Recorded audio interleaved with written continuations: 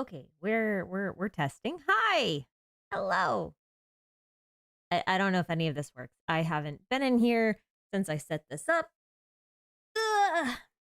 Anyway, hi, hello. Oh, looks like that's working. That's good. I like that. I love when things work. So satisfying.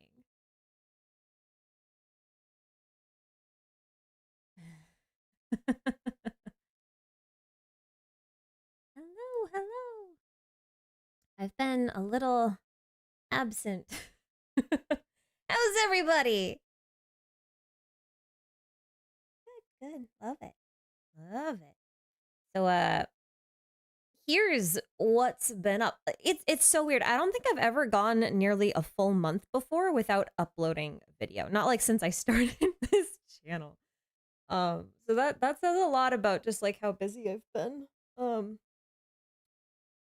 I won't bore you with the details because I'm pretty sure we kind of want to just talk about lore, but I want to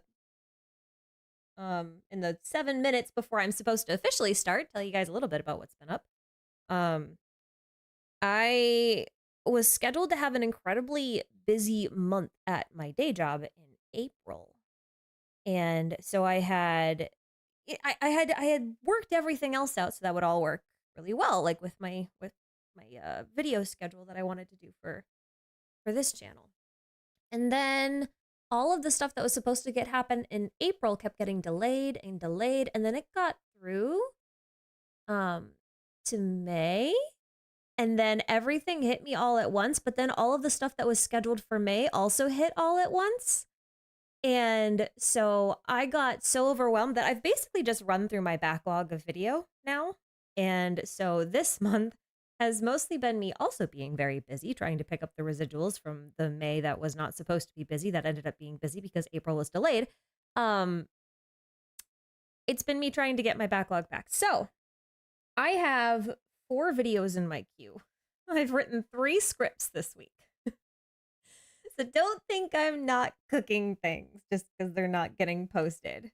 I'm catching up, and I also had a nice long chat with my boss, and I've negotiated an additional day off per week by shuffling my hours around, which is going to help immensely with consistency and me just feeling like I'm not drowning. And since Fontaine is coming, this couldn't come at a better time. So there's that. And also, it didn't really help that Tears of the Kingdom came out like while all of this was going on, and I really wanted to play it, so I've been also playing that like a little bit. So yeah. So anyway, that's what's up. So that starts in July. We'll have some good stuff for you towards the end of 3.7 here. Anyway, I know there's like nothing on screen. I'm so sorry. I'm just like not doing anything on. I'm not used to not doing things on screen. Because I'm used to like playing the game while I'm on here. Is this muted? This is muted. Probably unmute the site. Yes, that is a good plan. Anyway, so that's what's been up. That only took 2 minutes. I still have 5 minutes to kill before people show up. So yeah. Yeah, oh yeah, that's another thing. I have been also working on that. There's now a chat overlay. Yep, there's a chat overlay. It doesn't work too well with the browser. Now that I look at, hold on. Let's adjust this. Just for the sake of the browser. The game it'll be fine on, but for the browser it doesn't work so well. I'm working on it.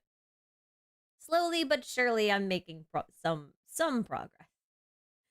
Some progress is being made. Anyway, so what do you guys think of 3.8 so far? Well, we'll talk about Fontaine in a bit. I've got another Fontaine video coming that I've been working on this week.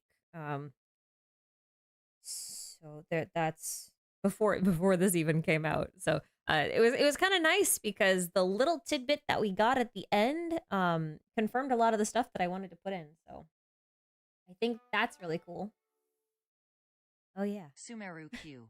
I was rereading the Lay of Alamar and I'm confused why the author seems so angry at Deshret's retainers. Is it insinuating they're responsible for his decision to build the Golden Slumber? Mm.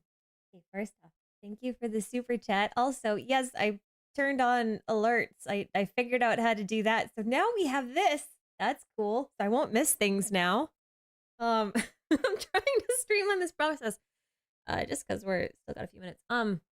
So the thing about the Lay of Alamar is the time period in which it was written in game happened to be during a time of immense propaganda against the goddess of flowers, among other things. So a lot of the texts from that time would do things like erase her completely from the narrative. And in doing so, it really shifts the tone of what's happening, like in you know, like in the overall narrative, in like the myth that they're trying to tell or the story they're trying to tell. Just removing one character and then all of her followers and basically everything related to her and attributing it to Alamar makes it this really weird mix of stuff that doesn't make a whole lot of sense. That's probably why they sound so upset, but it's also important to note that during the time of Gurabad was when Deshret was building the Golden Slumber, and he was very, very absent from Gurabad for like most of it. He just kind of vanished. So that also might be part of where a lot of that anger comes from. It's also because like Lilupar is playing a huge role in the political landscape of the time. And she was kind of pissed at him and at everybody else. So that kind of, what's the word? That kind of gets passed on to like everyone else around them. I'm pretty sure that's why that book sounds so angry. It's why there's a lot of inconsistencies in it, and that's why there's like these random 4 stages of sorts, like the Ibis King and the Crocodile King and stuff. Like that's kind of why they're in there, and they're not really mentioned anywhere else beyond like just having statues made of them. So you know, you know. You think Fontaine's gonna be met on the storyline? Oh no, it's not. It's not. It's definitely not. Um, it's hard to articulate why I don't think that's gonna be the case, but I don't think that's gonna be the case. I know it seems like, oh, we're going to Europe. Uh, it's gonna be really boring. It's Europe. I mean, we already have Mondstadt. Why do we need another European country? The thing is, my next video that's coming out is on the historical context for Fontaine. Just like how in Inazuma we have the Sakoku decree, right? Which was kind of like the closed nation, and we had the Vision Hunt decree in place of like the actual Sword Hunt decree, which was what how do you call it? In Japan, it was really a sword hunt decree. Like that was the real historical event. And then Genshin basically repurposed it as the vision hunt decree and then put a bunch of other stuff around it. So like in the same way that that was going on in Inazuma, there's something like that going on in Fontaine. There was a really big historical event in France that kind of changed the way we think about everything today. I mean, a lot of the ideas that came out of France during the time period that we're going into were revolutionary just across the board. I mean, like, we're still grappling with the effects of that, even over here in the US, in Germany, in England, even in China. In parts of Africa and like all over the world. Like what happened in France literally changed the way people think about life. So when we look at this, we can't look at it on the surface just being like, oh, we're going to France. We're just gonna look at fashion and poodles and pastries and we baguette. You know, we're not gonna do that. It's no, it's gonna happen. Oh dear, is there a problem with the sound in my mic? Uh-oh. Yes, no. What's wrong with the mic? Hold on.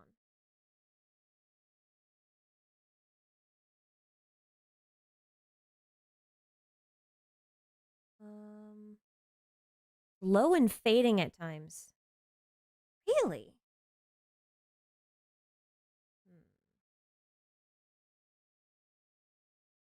Interesting. Well, okay, hold on a second. Let's quickly find out what's going on. Let's find out what's going on. Hold, please.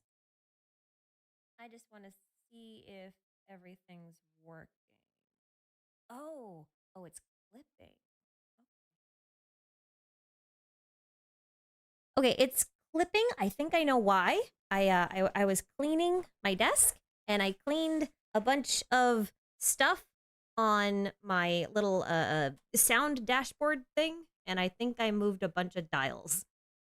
That probably makes a difference. Hold on.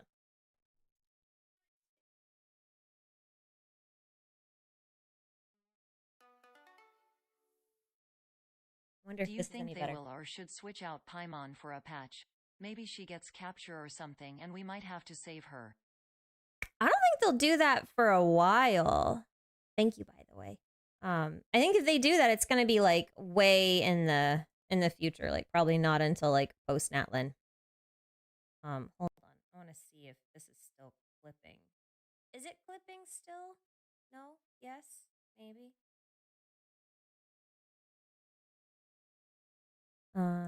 Okay. I think it's fixed. Maybe. Is that better?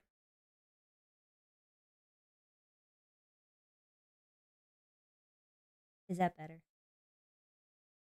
Am I not clipping now?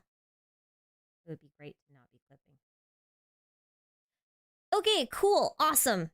If it happens again, I'm sorry. We'll try and fix it. Like I said, I'm still working through some of these things. My bad. I got a lot of dials. I got like 6 dials here. BC of what we know about Oceanid's feelings on folklores, I imagine pollution, oppression of the marine people will be a plot. Which makes it interesting since some of them seem to be part of the court. Yeah. Actually, so thank you for the super chat. I actually didn't watch this video. I only watched the special program, so I wasn't sure if there was anything else in this one. One's attention is It's loud. I wanted to look at the little bits back here while we do this. I'm gonna mute it. So yeah. Yeah, the Oceanids are interesting because they seem to be a faction somewhat divided. Like, obviously, they're the elemental. Oh, the mic isn't fixed, huh? This is gonna be a real problem. Let's see. Hold on.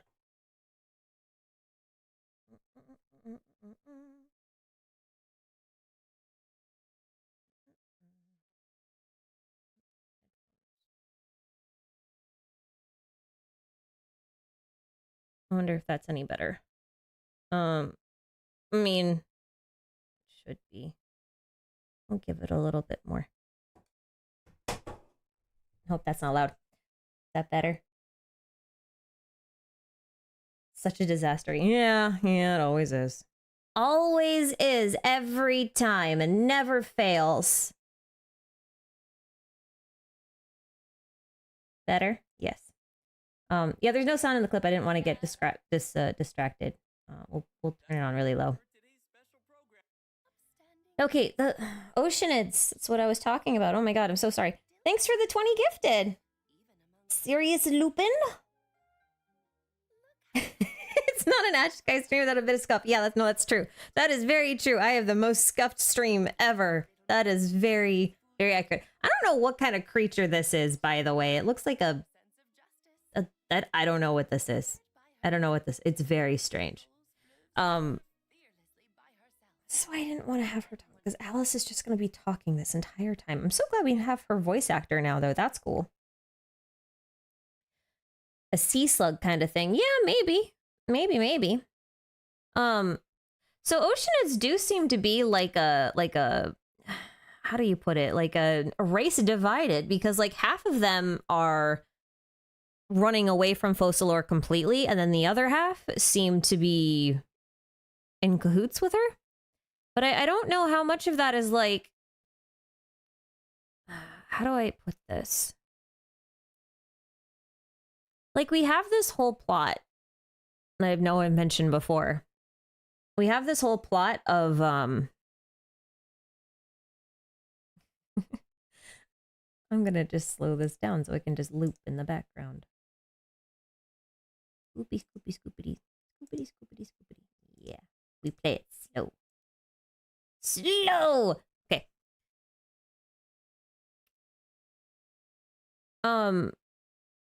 So Rodea, right? Like, Rodea's over in Liwa, and I don't know how many of you were actually here for the Wishful Drops event, like way back in, what was it, 1.4, maybe?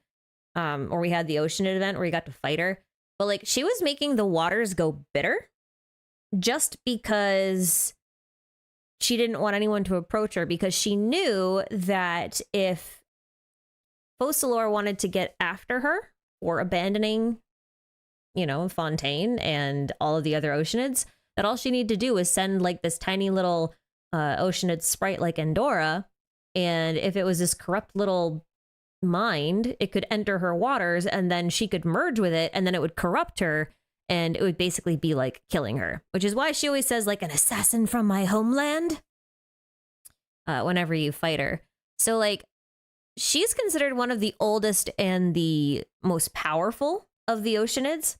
So part of me wonders if like the old guard, so to speak, left because whatever Focalors was doing was very problematic, right? Because it does seem, let's see. It does seem, let's go back to the city for a minute. It does seem like Fontaine is basically like the most advanced city or nation on Teyvat, or at least in Teyvat. Like, what is this? What is she, a bunny? Is she a sea slug? What is it? She's got mittens for hands. I'm sorry, this is really bothering me. Mittens! Mittens! Gotta be some kind of slug, right? It's gotta be a slug. Pom Pom's cousin. Are you calling Pom Pom a slug? That's rude. He's like a bunny. A very big lop-eared bunny. Anyway, so it looks like Focalors is around sort of during an industrial revolution, but more like a post-industrial revolution, right? So it's very possible that it was the shift between archons that kind of sparked this whole shift for Fontaine to be like this center for culture and arts, to being this technologically advanced nation, right? And if that happens, that means that she, you know, she could kind of turn the waters bitter, so to speak, through technology and pollution and everything else. And just on the basis that there's so much talk about the purity of water, even the purity of your morals, like I feel like that's gonna be such a big theme going forward for here, and why you're gonna get like a split Oceanids. Like I feel like you'll get some Oceanids who are there because they believe Focalors is has moral purity, but might be sullying the waters. Or maybe these Oceanids are allowed to be in the pure waters, whereas some other Oceanids, you know, were saying, well, listen, like maybe this area is pure, but like the rest of the areas aren't pure, and you need to keep everywhere pure. Who knows? It's really hard to say. So that's kind of what I'm thinking here, especially because we've got these sewer systems. This was actually really common and a result of the industrial era to have these like crazy sewage systems and slums and all of this kind of stuff where it was just nasty. Like it was disease riddled. It was disgusting. It was, you know, very riddled with crime. So you kind of combine all those things together and you end up with like almost like a tale of two cities, so to speak, right? Because you've got one city up top and one city down below. And you could easily look at the Oceanids as being like, well, we could embody the top or we could go below. Harley, 11 months of annoying you. You're welcome. Thank you, Harley. Thank you for sticking with me for 11 months. It's been so long. Oh my God. Time passes so much. But yeah, this is kind of why I'm not worried about It's kind of why I'm not worried about Fontaine's storyline, because I do feel like Hoyo's proven that they can write pretty good stories now. Like Sumeria was very verbose and it wasn't as visual as I would have liked it to be.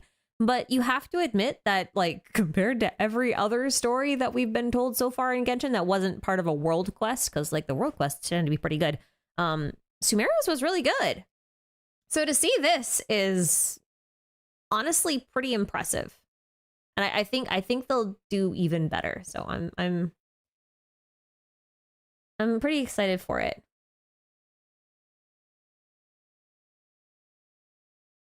I was kind of hoping more for catacombs, like straight up catacombs. Like there's these catacombs in Paris that are made up entirely of like skeletons and stuff, which was a result of the Industrial Revolution too. I think it was. Oh god, I gotta fact check that. Don't quote me on that yet. Let me let me look it up. But I guess they ran out of burial space, and they just moved all the dead into the sewers. So you know, yeah, we'll see. I am really excited though about this underwater exploration. I'm a little worried it's gonna feel too slow. And I'm a little worried that like you're only going to be able to go in here with like the traveler, or you're only actually going to be able to do like this one thing. Like I can't tell if this is Hydro Traveler's kit to like shield and shoot out this jet of water, and that would make like Hydro Traveler a bubble shielder or something. Or if, I don't know, like this is just the underwater mechanic you get. And I don't know which I would rather. Can you imagine doing the spiral abyss underwater? Like, that would be crazy.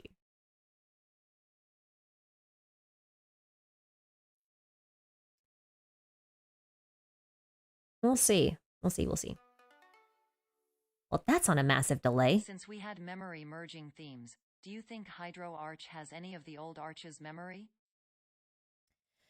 No, because the parry do. Well, the parry are like, you know, in the desert. If you guys didn't do the Dirge of Bilqis quest and therefore did not do the follow-up quests with, you know, Sorush and stuff, if you didn't do those, you might not know this. So here's your super fast TLDR. Basically, the Goddess of Flowers left behind this like special concentration of her divine power that Rukkhadevata later turned into a bird. And then that bird basically protected the desert by itself for a long time during the reign of Gurabad and all that, and kind of raised one of Lilupar's kids and all sorts of stuff. And then later during the Cataclysm of Conria, it basically, when the Hydro Archon died in the Vorokasha Oasis area, it turned into this extremely pure water that's called the Amrita. So the Simurgh, this bird, dived into the Simurgh, and then all the Peri were born. So because of that, unless Focalors comes over and like abducts the Amrita, I don't know how she would have any piece of the former Hydro Archon. And I would go so far as to wager that Focalors is probably a different entity entirely, and this might end up being the first instance we have of a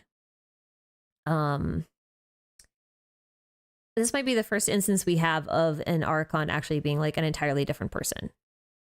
Be interesting. What do you think the past Hydro Archon's relationship to Focalors is going to be?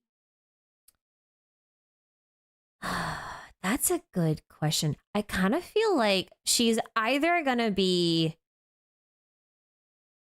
an Oceanid, which is why some Oceanids will follow her, or she's gonna be like,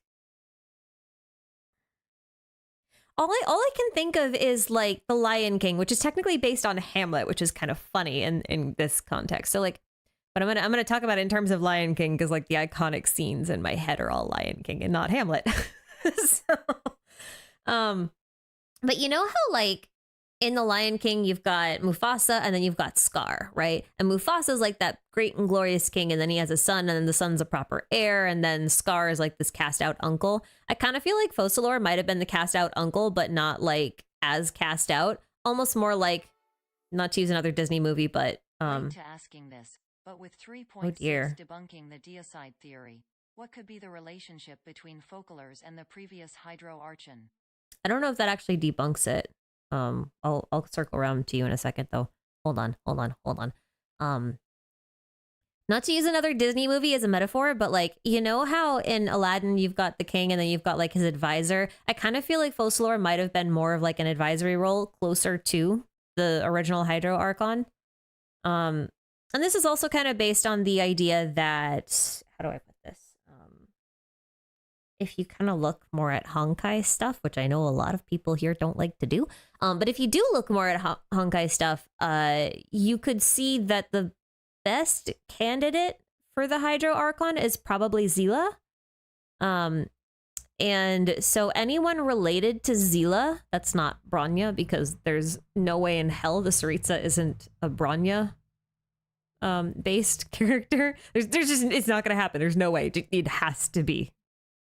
Anyway, because I think that's where kind of like what they're going with for that.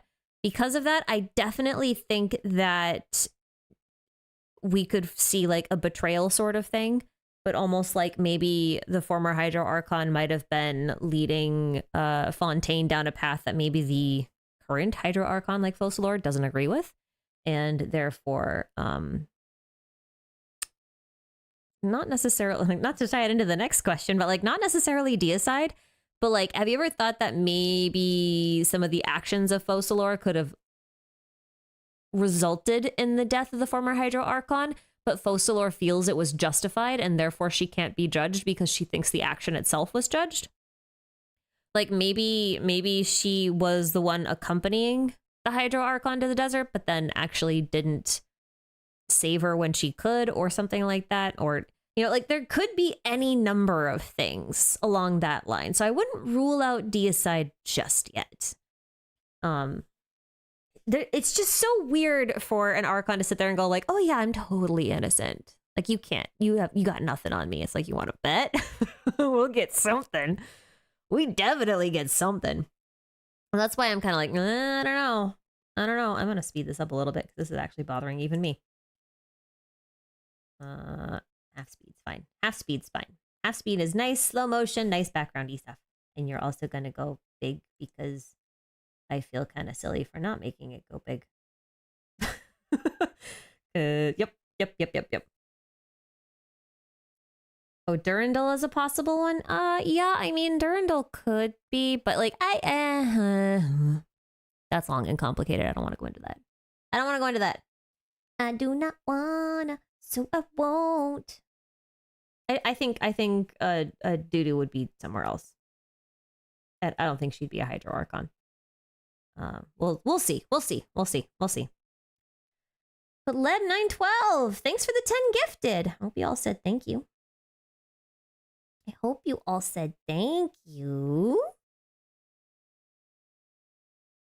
I'm looking at the the chat, and there is a super chat in there, and I'm like, do I read it or do I wait and see if Stream Elements will read it for me? So I'm sitting here waiting. To see how long this delay is. This delay is a little longer than I want it to be.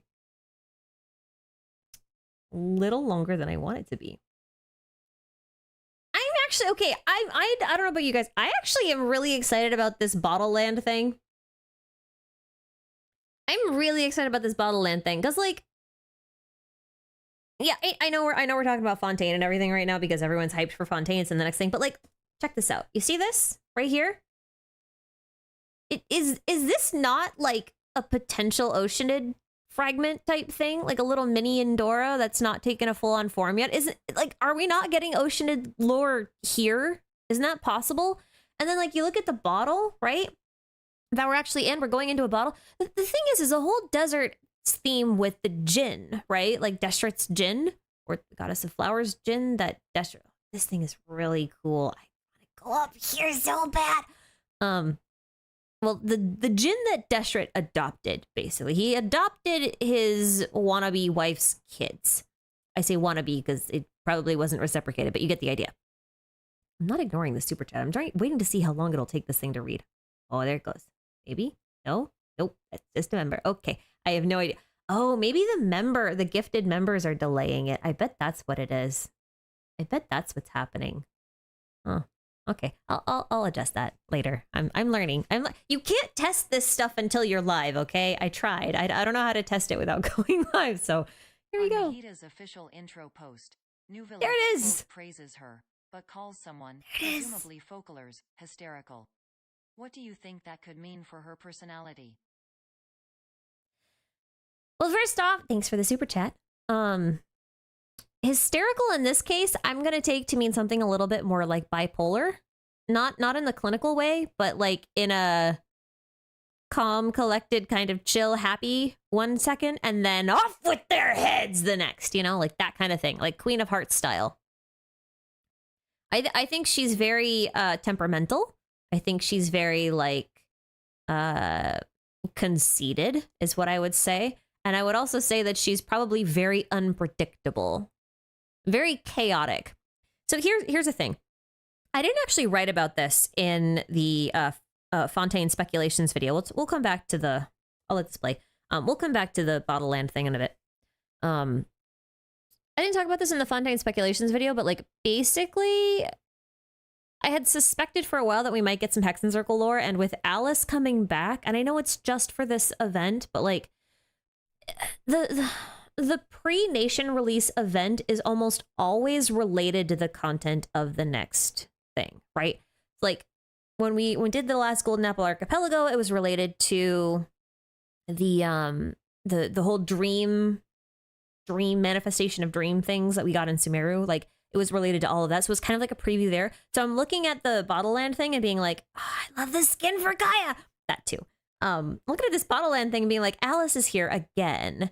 And I'm wondering if that's not teasing us for not necessarily her making an appearance in Fontaine, although this would be a very nice time for her to do it, but for any of the Hexencircle to show up in Fontaine, especially because in the, we'll come to that in a bit later in this stream as this plays. Maybe we won't get there. I'll probably have to scrub my slab to find it, but in the whole Shimmering, what's Shimmering Voyages? What's the name of the music album that Genshin releases? That one.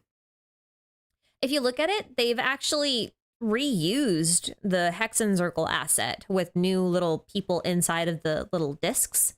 And all of this just makes me feel like there's Hexencircle stuff coming up. And because there's Hexencircle stuff coming up, and because Alice is Alice, and Alice is based on Alice in Wonderland, as far as I can tell, Alice loves her tea parties, and it's very, very plausible that Fontaine is going to have some Alice in Wonderland topsy-turvy kinds of themes. And so when I say Queen of Hearts, I kind of mean that almost literally, because Fontaine would be more or less the Queen of Fontaine. I mean, Focalors would be the Queen of Fontaine. I said Fontaine is the Queen of Fontaine, didn't I? I did. Okay, it's fine. Don't remind me. So like Focalors being the queen-ish of Fontaine for the most part, right?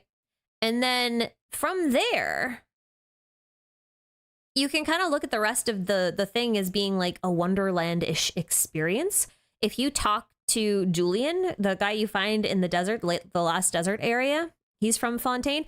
He tells you at one point that there's this person called the Caterpillar who basically tricks him into like learning how to paint in a like hyper realistic way, but then it comes with a drawback of like him not being able to see colors correctly or like mimic colors correctly. And so he ends up becoming like a counterfeiter instead. And then Caterpillar sends him on a journey. But like a couple of the lines he says, and I have to look them up in order to list them exactly, but they are lifted directly from Disney's Alice in Wonderland. Like the lines about the caterpillar, there's like two of them that I'm like, wait a minute, that came literally from that movie. And I don't remember how close the movie is to the book. I don't think it's that close in this particular sense. So that's why I'm talking about the movie specifically. I'm trying to remember. It's been a while since I last read it. So I'm looking at it from that perspective, right? And I'm thinking the other thing that Focalors reminds me of, when you start going into the hysterical kind of like chaotic nature kind of thing, right? I'm thinking the other chaotic character in Alice in Wonderland is the Cheshire Cat. So if you combine the Queen of Hearts with the Cheshire Cat, and I'm sitting there going, yeah, that's how I picture Focalor. That's how I picture Focalor. I am talking about Disney's, just to be clear, because Disney's basically compressed a lot of Alice in Wonderland, and they did combine some stuff from Through the Looking Glass, but not all of it. The actual Alice in Wonderland is far more verbose, but Disney is pretty true to a lot of the more iconic lines. It's just that the wording of it was very Disney. But it's not like Disney made stuff up for that. You know what I mean? So anyway. But yeah, if you guys haven't seen or done the quest with Julian, I highly recommend you look it up and go check it out and read those lines because it's very interesting. So basically, Neuvillette is the only person keeping Focalors, or trying to, in check. Do you think we can trust him more than her? Yes and no. I get the feeling that Focalor is I want to say a morally gray character that probably doesn't think she's morally gray. You know? I think Neuvillette would probably end up a bit more by the book because that would be a nice contrast. I feel like he's the type who might look at us and be like, Focalor may be extending you a courtesy, but I'm going to arrest you anyway, kind of thing, right? Like apologize to my boss later. But maybe he kind of operates as a barrier for her, who knows. But yeah. Thank you for the super, by the way. Live action Alice or animated one? I'm talking about the animated one. I don't really trust the live actions at all. Maybe I'm really biased towards live action, but there's a certain type of magic that animation has to capture whimsy that I don't feel like is possible to replicate the way that we do live action today. That's a conversation for another day. Honestly, I don't know. I don't know how we're gonna do that.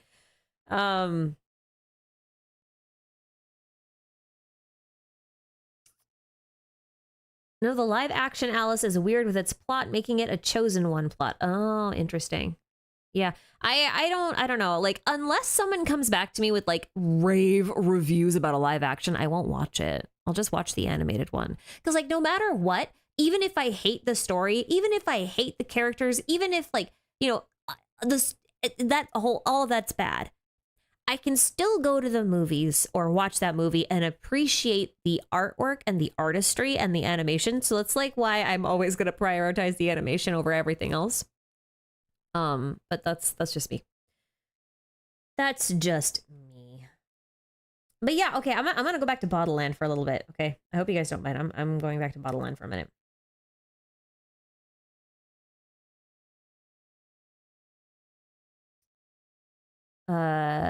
Yes. Bottle Land, Bottle Land, Bottle Land. I love Klee's outfit. She is adorable, but I think it's a 4-star. They didn't mention the rarity as far as I could tell in the stream, but I think it's a 4-star. Because like, if it's a 5-star skin, she gets different idols, but she does this one idol that she already has. So I think it's a 4-star skin, which makes Diluc the only character to have a 5-star skin at this point. And I'm like, why? But why?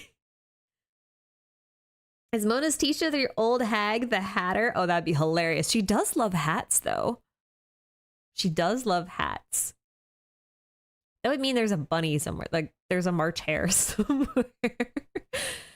You would love a breakdown of Kaya and Klee's new outfits. I haven't taken a super close look at Klee's yet. It doesn't seem like there's anything lore related there. It looks like she's just kind of cosplaying as her mom, which makes me wonder if this is more like a preview for Alice's outfit.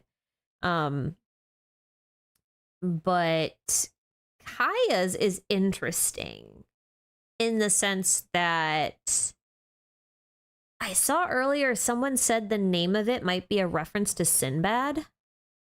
which if you don't know, Sinbad is a character from, I think the tale is Persian, which is fitting because Conria is located in Sumeru, or at least below it.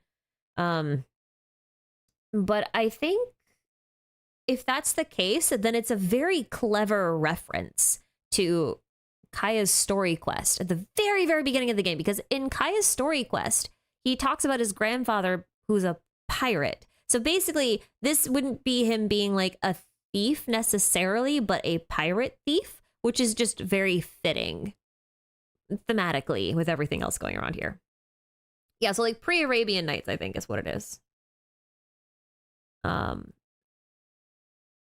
But yeah, as far as what is this face? This angle's great. Sorry. It's just funny. I just really do think this is like a preview for Alice, honestly. So that like when she does come out, Klee will be able to dress up like her mom and you can have like a mother and daughter team. I really think that's what they're going for. I love Klee. I wish she was a little bit more fun to play. Or maybe he's like Zhongli in his first story quest, where he refused to alter his contract with the girl despite the emotional, moral appeals. You mean Nouvelette? Yeah. Something like that. Something where he has like a very strict moral code, probably to the point where he's almost more strict than Focalors. Because Focalors kind of feels like she would act on her whimsy based on what we know of her so far. Also very thematic. See, I know something that I'm not supposed to share about this one thing. You guys are gonna have to wait. You guys are gonna have to wait for this next bit. So sorry. Yeah, I'm not supposed to share that yet. There's another reason why I think he's pretty rigid and uptight. But I won't share that. And for the record, it has nothing to do with leaks. You just have to wait until the first week of July because that's when my video's coming out. And you'll have to wait till then. That's all I'm saying. That's all I'm saying. But no, it's not. Okay, I know a lot of you know about this. There was a huge leak flood that hit, and I will not talk about anything that's like in there specifically, but it contained two types of things. It contained some leaked stuff from Fontaine that has not been released yet, but I actually think all of it has now been released, or at least none of it is going to be a surprise based on this teaser. But the other thing that leaked was like a ton of concept art that was in there for characters that are already out and characters that aren't. So that's floating around, and I just want to let you know that nothing I say has anything to do with anything that's in there. Like at all. There's just nothing. There's nothing. Oh, I've seen that. Oh, listen. It was impossible to avoid. It was everywhere. I went on Twitter like after work that day, and my entire timeline was just screenshots of it. And I'm just like, what the heck happened? What is this? It was nutty. It was nutty. But I'm not going to talk about it because like I don't want anyone to feel a little ostracized about me talking about things that they probably don't want to know about. As an insecure and judgmental teen, Celestia as her strict mom looming over her. Yes, exactly. Thank you for the super. But yes, exactly that.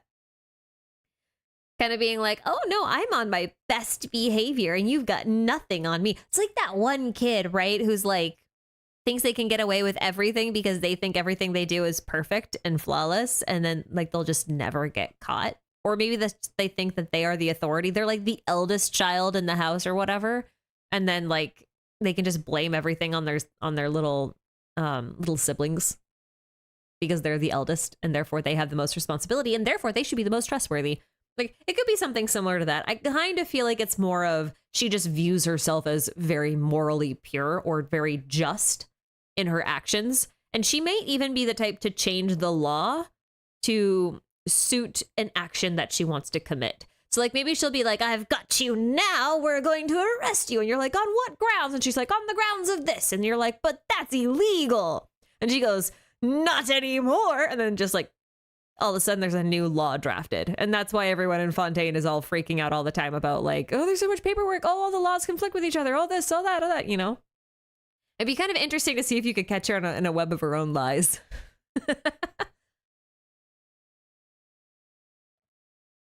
That's what I'm thinking. Anyway. I just see her like almost like her, you know that one thing from Parks and Recreation? I can't help but think of the meme of a mom trying to wrangle her toddler on a leash. I hope he has a good personality. Yeah. Exactly. That would be really funny. That would be really funny. Okay, wait a minute. Did this thing skip one? I think this thing skipped a super. This thing skipped a super. Okay, well, if it reads this aloud, it'll just read it twice. I'll have read it and it'll have read it. It's fine. It's fine. But yeah, Nouvellette walking post-lore on a leash is like the funniest mental image. Oh. But Serious Lupin, thanks for the super. In the live stream, Klee's characters is said to have lived inside of Bottle Land. It reminds me of Dory's story implying Alice was inside of a lamp. I wonder if the whole play this patch will be about Alice. In the live stream, Klee's character there it is. Said to have lived inside Bottle Land. Okay, this thing's just out of order. Me of Dory's story implying Alice was inside a lamp. I wonder if the whole play this patch I'm will learning. be about Alice. I'm learning. Okay, I'm learning how this whole thing works. I don't know why it read them out of order. It just read them out of order, but it didn't skip one. That's the important part. Yeah. So for those of you who don't know, for her ascension lines, I don't know how many of you actually built Dory. That's the thing. Like most people just really don't like Dory, whether it's as a character or as a unit, because she's kind of odd in both respects. But if you read her ascension lines, she actually tells you a story about how she like got her dev. The dev being her little fog slime plush thing, right? The thing that's supposed to be like the genie in the bottle kind of thing. But when she talks about how she got it, she tells this story, and it's basically implied that the person in the story is Alice being found in a bottle. Party, but who is this Nova Lox guy you keep mentioning? Oh, Nouvellette? We'll come back to Dory in a second. Nouvellette is like, oh, what the heck is his title? I forget his title. He's kind of like a judge, like the grand judge of Fontaine. So if Fontaine is like a really big court system, then you know that's the whole thing. There was whose introduction line was talking about this? Where was Nouvellette? He was mentioned in one of the character introduction card thingies, where he was actually giving an introduction, and I forget which one it was. But that's how we know about him. He's also mentioned in a couple of other little obscure places. But like, yeah, basically he's like a judge. It's like the head judge. Yeah. So, Alice, right, Dory. Dory tells a story where she says that she found Alice in a bottle. And then when she released Alice from the bottle, Alice was like, "Oh, I'm so grateful. Here, let me help you." And then that's why Dory is now the like the sole carrier of all of Alice's little inventions and findings and stuff like that. So that's that story. It's actually kind of funny. Chief Justice, that's what it is. That one. Yes. It's fine. I'm behind. It's okay. Okay. Oh, was it Nahida? Anyway, so the idea of Bottle Land kind of being about Alice would be really cool. It would kind of imply that Alice is a djinn, and it wouldn't really line up with the timeline unless Dory is like hella old. It wouldn't line up with the timeline just because like we know that the Hexen Circle tried to go to war with Venti, but it seems like that would have been hundreds of years ago. So there's that. Actually, by my estimate, it might have been almost like 1,500 years ago. My math is right. We'll see. We'll find out. But yeah, it was just interesting because like it's very possible that Alice found Bottle Land and then got trapped in it instead. So it wasn't like she was a djinn, but she was trapped in a bottle kind of similar to the djinn. And the funny thing is if you read like Shirin and the Magic Bottle, it's about a djinn or a half djinn in Shirin's case, who was sealed inside of a magic silver bottle by Deshret. And inside those bottles, the djinn would experience sweet dreams. Like their whole reality would be a dream inside of this bottle. So having this Bottle Land thing be here is just so cool on the djinn side. And like on the one hand, I'm looking at Oceanid lore because we're going into Fontaine and because of those little watery bubble blob things. On the other hand, I'm like, Deshret lore with the bottles. Gimme, gimme, gimme, gimme, gimme, gimme, gimme. I like Deshret. Okay. Every lore enthusiast has this one dead character that they really like.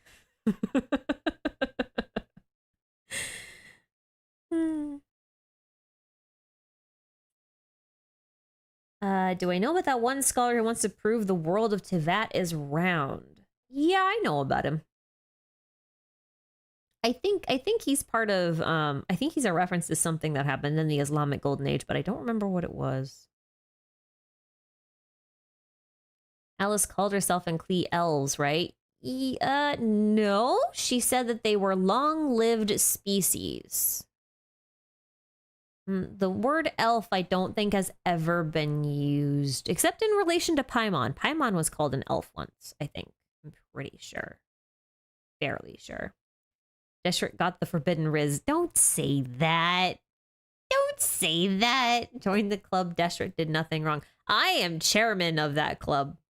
In fact, I totally didn't write a 10,000 word script about it. Nope, that wasn't me. Totally haven't done that.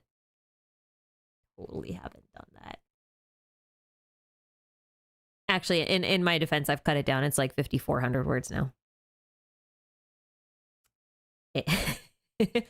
Was Venti might have been called an elf in CN, you're right, but not in his like human form, in his little wisp form.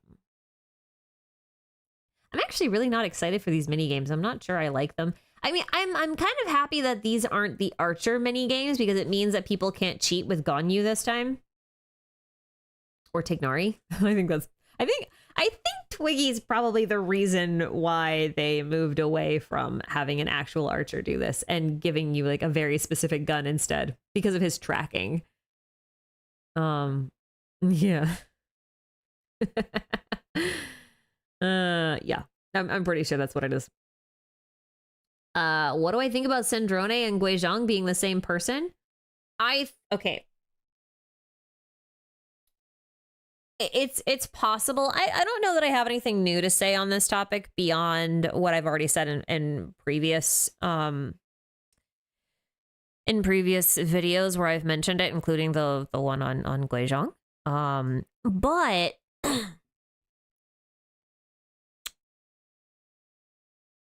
I'm skeptical that Cendrone is the little girl. Like, I'm really skeptical about this. I really feel like Cendrone is the big robot.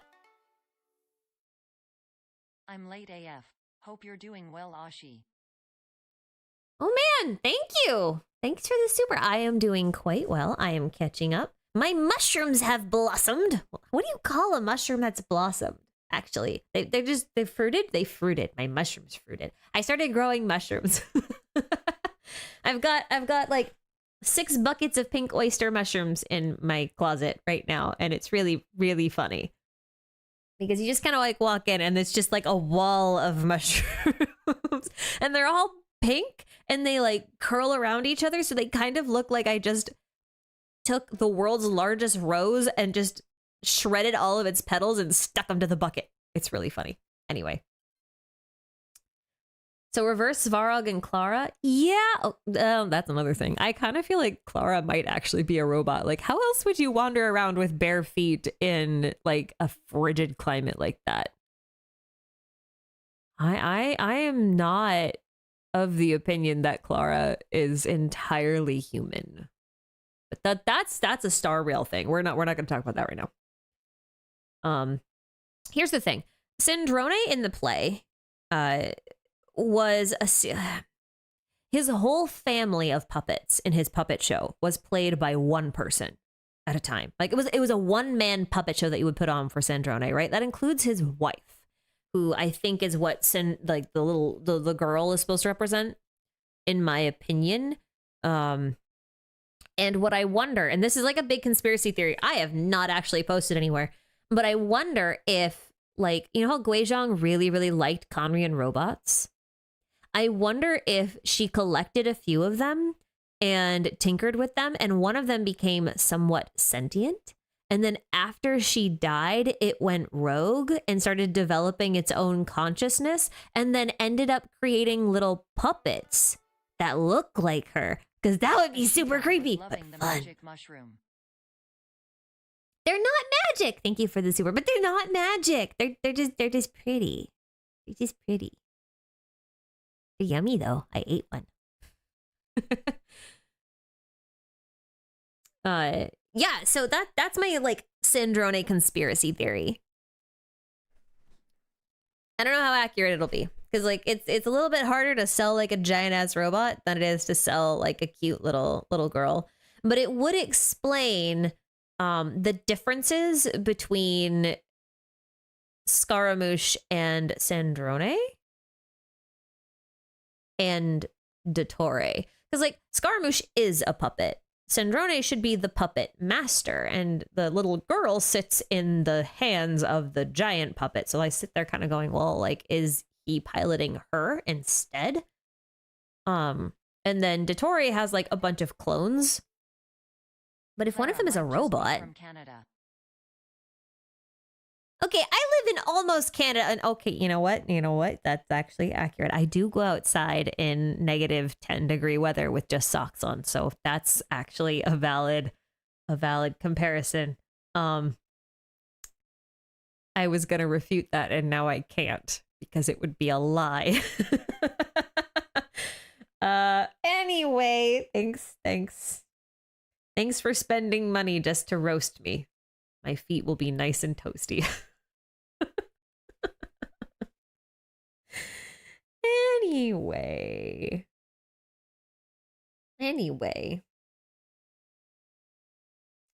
There's that.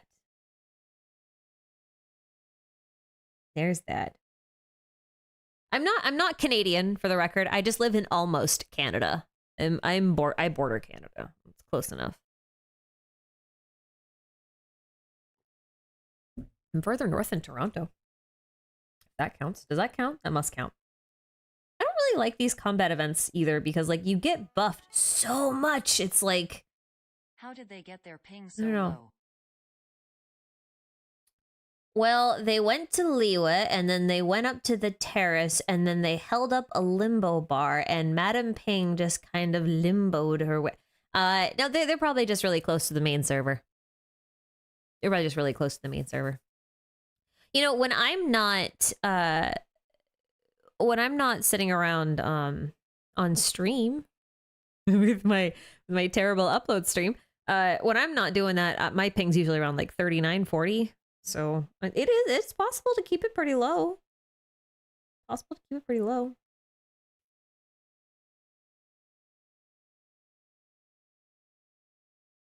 It is very possible to keep it very low. The Finchball thing I wasn't sold on, and then they started like actually showing some interesting mechanics in later levels.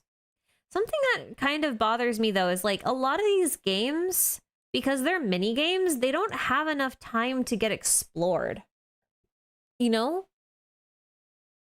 Like there's usually one really good level in these that you're like, oh yeah, that was satisfying. And then the rest of them are just like, yeah, okay, tutorial. But you've got like 5 tutorials, and then you've got like 2 levels that matter. And I don't care much for that kind of a setup. I feel like that's silly. Since Focalers has the right to supersede Nouvellet's verdict, do you think they ever argue? Objection. TFU mean. Objection. Nuh-uh. The fuck you mean? Nuh-uh. Yeah, I would imagine it would go down something like that if you paraphrase it. I mean, like I'm sure the conversation would be more like, off to the dungeons with him. But madam, we haven't actually looked at the evidence yet. I said off to the dungeons with him. As you wish, madam. Kind of thing. I could see that. I could totally see that. Thanks for the super, Colmesa. Appreciate it. Very confused if there's no update stream, only post-update talks. Yes, because I was in meetings all day today, and so I didn't get a chance to watch the thing until later, and then I was like, let's just talk about it because my reactions are boring anyway. Oh, here's the thing. This is the thing I was talking about earlier. Oh, hold on. I'm back. This thing. This is like the reused Hexen Circle. It's not entirely the same, but like it's very similar. Like here's Ruka Devada, here's Nilu, the Aranara, there's Kabuki Mono, there's Ping, Hu Tao. That better not be her rap. I hope it doesn't have the lyrics. That was very hard to listen to. And then this is the oh, what the heck's the name of the guy from the Halloween event, the Test of Courage one. That yokai, I forget. And then Razor. Why is Razor here? Oh, Vine Laser Fest. That's why. Yeah, okay, I get it.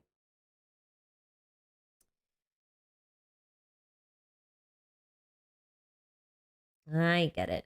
Imagine all the Ace Attorney memes. If they don't do a couple of Ace Attorney memes in Fontaine, I will lose my shit. But there's one thing I've learned, and that is that if you think Hoyoverse is... That is a spiral abyss right there. Right there. Look at that. If you think Hoyoverse is referencing like some really obscure TV show or book or anime or something, and you're like, man, that is so familiar, rest assured they definitely are. Like, it's not even a question anymore. Like, the list of references is just so long and so obscure. I'm pretty sure they just walk into their brainstorming meeting and just go, hey, did you watch this weekend? And they're just like, no, I didn't. Oh, it's about this. Oh, that's cool. It's tied into our latest event. Okay. Like, I'm pretty sure that's how it goes. Do you think the big robot we found is actually part of the tribunal? Which robot? I don't know what you're talking about. Send him to the dungeon. But we don't have a dungeon. Make one and put him in IT.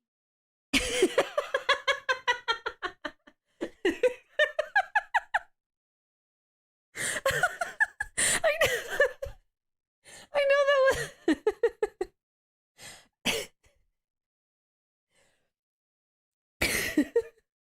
Oh, it shouldn't be as funny as it was. But the reality is that IT is the dungeon of any corporate office. So, like, the fact that the little audio reader thing read that as IT and not it is just hysterical to me. I'm so sorry. You are sentenced to a life of technical support. No! Anything but the technical support department!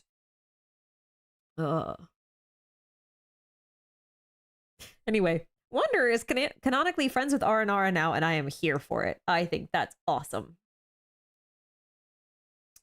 Every official artwork that he's had since he's become Wanderer is like, well, not every one of them, but most of them have all had Aranara in them. Like nothing else, just Aranara. That's so funny. Better in retail. Oh, you say that. I would rather work in retail, honestly. I hate IT. You know why? You know why IT is the worst department to be in? Because you have to deal with email. I bet you most IT departments, the primary source of grief for them isn't the computers. It's not the paper jams. It's not any of those sorts of things. My Wi-Fi's down, my password's thing, or I can't get in. It's email. 100% I guarantee you this. And the reason I say that is because I am a web developer. And people think that because email goes online, that I should know how to fix that. Dainsleaf did say that Focalers lives for the spectacle of the courtroom. and part of the spectacle is arguing with her head judge for the lols. Yes. She would definitely do that. I don't even know if she'd argue. She'd just be like, well, maybe she would argue. Who knows? Oh, I can't wait. These are going to be really, really funny. These are going to be really funny. I have a lot of confidence with the writing team going into this. Like, I know Genshin's like really wordy. I kind of blame the localization team for this because English as a language is a very brief and concise one for the most part. And I feel like a lot of localization attempts try to capture all of the literal meaning without actually capturing the gist, which is what English wants to do. And I feel like that's why a lot of it drags on. But anyway, I digress. I lost my train of thought. I'm in IT. This is true. The worst customer is internal smiley face.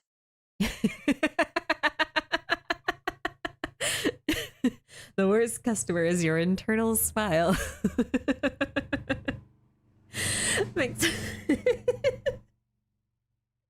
Thanks for this. Can you tell I've had a long week? I've had a very long week. Oh my god. Yeah. So like people expect me to be able to fix email, and often I have to. And email is the most archaic, convoluted, fragile software system that you will ever interact with, and I hate it, and if I could delete it from existence, I would. Not even most IT people really understand everything about it, and I don't blame them. I wouldn't want to learn. Anyway, yes, IT is the worst. Absolutely the worst. Can I fix your email signature? No, I don't want to, and I won't do it. I'm just not gonna. I don't want to. Did you plug it in? Did you turn it on? No, I dropped it in the toilet.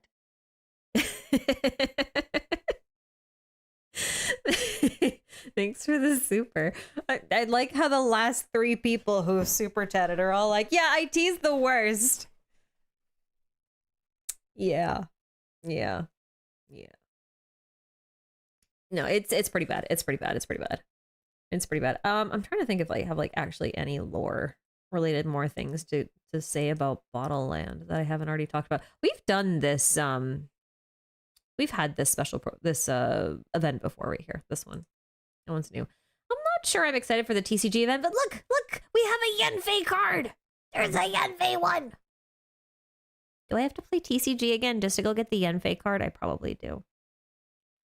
Candace looks really cool too. I'm not as impressed with Kazuha's card. I'm excited for Kazuha. I'm less impressed with his card. But anyway. So yay! That's exciting. Recently moved my store off a hosting company to self-hosted. Email was a pain to set up. Yes, it is. Every single time. Every single time. I'm the only developer at my company. And I double as IT. Even though we have an external IT service, and I hate it.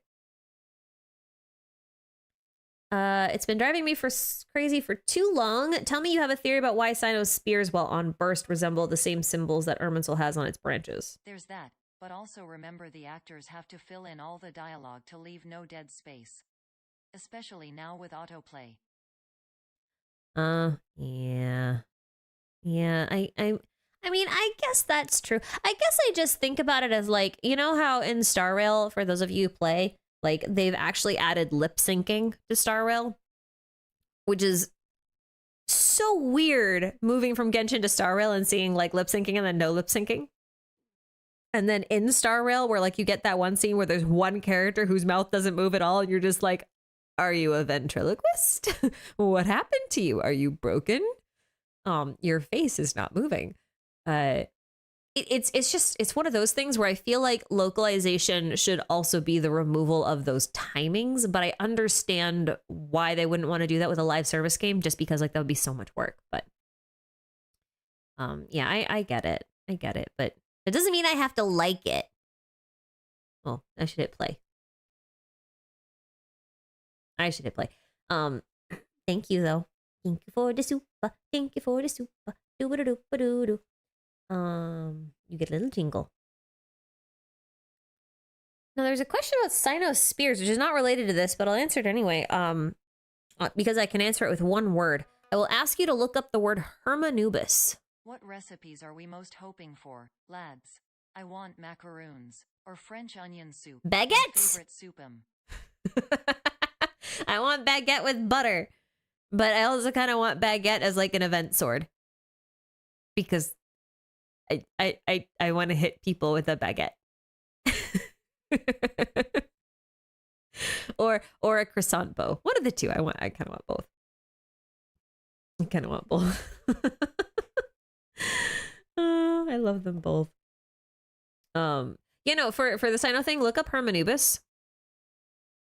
He's connected to Hermes Trismegistus, who is the founder of alchemy, and then like that ties into basically everything that Irminsul does. So that's probably part of it. And that's probably part of it. Also, the other answer is just Deshret. Spirit from Deshret land. Should definitely have Irminsul. The thing I remember that I probably never mentioned in a video is that I've been saying for a long time that I think Deshret has another name, and it is Samuel. I know that we know his demon name is Amun, but Samuel isn't a name in the Ars Goetia either. So it doesn't matter because he can have another name. It's fine. But the thing is, oh dear. What are the orange ores in the newest desert zone for? I haven't found a use for them unless they're going to be for Fontaine craftable weapons. They're level up material, I think. Aren't they? Aren't they? Aren't they level up material for somebody? I thought they were. Maybe not. I forget. It wasn't for Baiju. It wasn't for Cop. I forget. I'm pretty sure they were there for supposed to be for like ascension materials, but I don't remember who it was for. Yeah, so the thing about Samuel, I don't know if you know this, but like part of his story is that in some apocrypha, he's responsible for planting the tree of knowledge, and Irminsul's other name is the tree of knowledge, which is kind of a weird thing to think about. Just saying. Just saying. They're a local specialty, but no one uses them yet. Oh, okay. So they are an ascension level up material, but like just no one uses them. That's fine. Well, that's fine. That's fine. We are totally getting arrested when we go to Fontaine. Oh my god.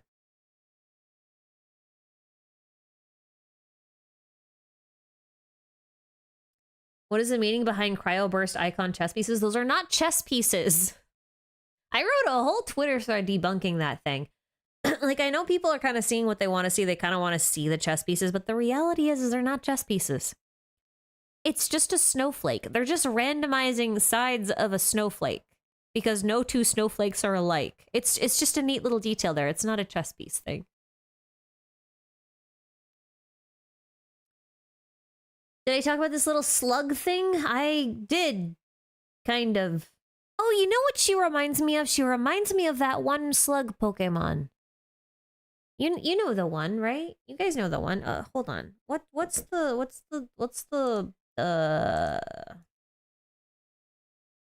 is it called? This thing. Reminds me of this thing. This one. Sneaking level is going to be breaking out of prison. Yeah. This is what it reminds me of. Anyway.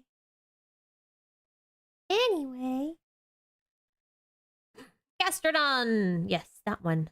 I don't know the names of all the new Pokemon, okay? I don't. Sneaking level is gonna be breaking out of prison. Yes. Yes. That's gonna be a pain in the ass. Absolute pain in the ass. I bet it'll be a whole prison guarded by automata. Gastrodon is not really new. Okay, you understand that I am old enough that Pokemon came out when I was in elementary school. Like, it was invented then, right? I am older than Pokemon, and therefore anything past Gen 4 is considered new to me. So, there. Any hopes or predictions for Kaya's Hangouts? I have mixed feelings about Kaya's Hangout because he has a story quest, and it feels weird that he has a story quest and a hangout. To make the Raiden fans hate me more, I believe that Focolars, while have a better arc than Raiden, at least one that Western audiences can understand. Yeah, I think you're right. Raiden is kind of an unfortunate victim of circumstance when it comes to her arc. That's really all there is to it. The reality, honestly though, so is Venti and so is Zhongli in a way, because neither of their arcs were particularly great in terms of their own personal development. It just happens that like they happened so early in the game that we were still kind of like getting adjusted to the story. So we had so many expectations on Raiden to be good because, you know, she came after we were really well acquainted with the game and everything that was going on. So we wanted a good story, and Hoyo wasn't quite there yet because they were just in their growth period. And Inazuma is the price we had to pay for Zenless Zone Zero and Star Rail and Sumeru and everything else. And that's all there is to it. That's all there is to it. Yeah, I lost my train of thought though. Oh, prediction for Kaya's Hangout. Okay, I have mixed feelings on Kaya's Hangout because like on the one hand, I want Kaya's Story Quest 2, not Hangout. Do you think the Melusines could be related to a dragon in Fontaine, considering their name comes from French mermaids, dragon? Yes, I think so. I'm not that familiar with French mermaids all that much, but the fact that they do kind of look like a sea slug, and looking at a Pep who also looks like a sea slug, and Dvalin who also looks like a sea slug, like I think the odds are pretty good. I mean, they're all different varieties of sea slugs, and I mean the Sealies themselves are also another kind of sea slug. Like there's just a lot of sea slugs. My friend Schwan over on Discord the other day was saying when we get to Natlin, I bet they're going to use the Spanish dancer sea slug for the Natlin dragon. And I had to look it up, and yeah, it seems like a pretty good candidate. So I think that's plausible. Isn't there a French creature that is a dragon snail hybrid? Oh, there's a Chinese one. Is there a French one? It wouldn't surprise me. French love snails. I mean, they eat them, but... Are mermaid fairies, not dragons? Yeah, but I mean, some sea slugs are called sea angels. We also have sea bunnies. That's another one. That's another type of sea slug. Like I think it's plausible. I think it's plausible. Aren't mermaids originally French? That's a good question. I don't actually know the answer to that. Are they? Like, I know they had a big presence in France. But I guess it depends on what you would classify as a mermaid. Because like I just realized I had paused this and I never hit the thing again because I got distracted. Yeah, I feel like I think about sirens and stuff, right? And those weren't originally French. And then there's like selkies, like the seal. Those are Irish or Gaelic, I guess. So I guess it depends on what you consider a mermaid. Are Linnae and Lynette twins? Probably. Mermaids came from a goddess from Syria who could turn into a fish. I would believe that. Sirens are originally birds, though. Yeah, but they would lure men out at sea, and they would often go in the water to, like, pull them under. Hippocampus? Yep, the hippocampus, too. Yep.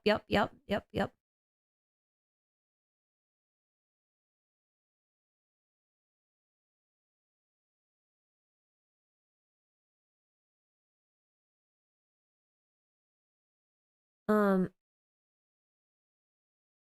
wanted to talk about Kaya, but maybe I should leave Kaya for another time. Because, like,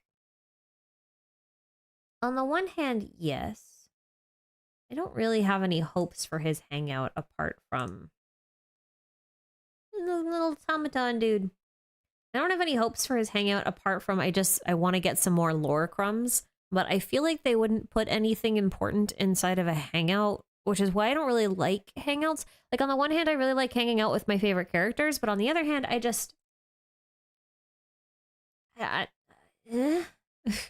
like, I don't really learn anything from it. Like, they're not that impactful. I don't know. I don't know. I have mixed feelings. I have very mixed feelings.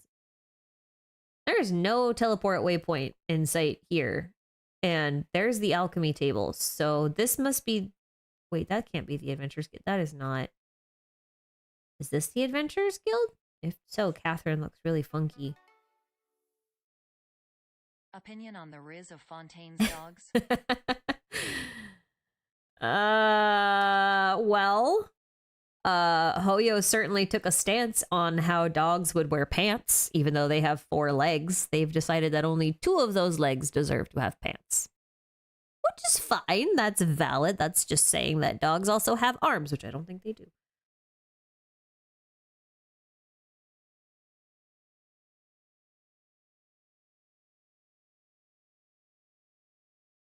But,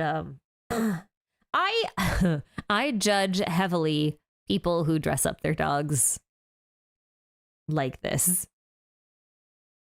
I'm judging their owners. Okay, that's it. I'm judging their owners.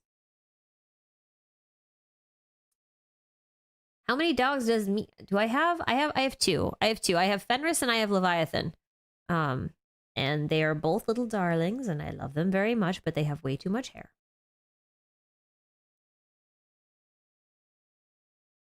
Doesn't even have a mouth.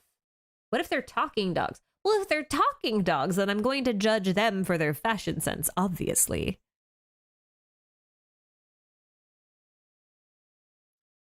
Is my dog Leviathan a small boy or a big boy? He's a big boy. He's a big fluffy doggo. He's a big yellow fluffy doggy-do.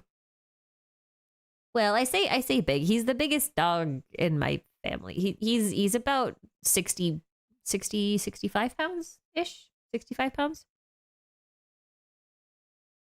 Wait, what do I have to say about the glitching? What glitching, Catherine? Wait, which one? What are you talking about? What glitching, Catherine? Their god is Fosler. I wouldn't blame them if they were forced to wear that clothing. Yeah. Golden Retriever. No, both my dogs are Australian Shepherds. In kilograms, please? I don't do math. Go find a theory crafter. Yep. Am I a back-end or a front-end developer? I am a full-stack developer. I do both. Do you think the area they teased is the main city of Fontaine or just the preliminary area? I think it's the main city. Easily, yeah. Do those pink bunny things get paid? I kind of feel like they might be Aranara-ish. You know? I don't know that they're... Yeah. The pink furry girl? I don't think she's a furry. I think we've established that we think she's a sea slug. Actually, hold up. We have a browser open. I can look up pink sea slugs. Yeah. Behold the wonderful world of underwater. Sea slugs, sea slugs, sea slugs, sea slugs, sea slugs. So like something like this-ish, you know? Something like this-ish.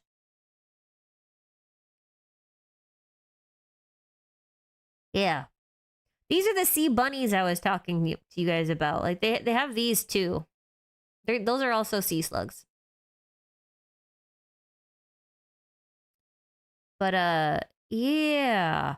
Sea slugs have such cool variations. Look at this. This is a nudibranch. Well, I guess all sea slugs are nudibranchs. But that's neither here nor there. They just look so cool. This is the one that we thought might be a pep.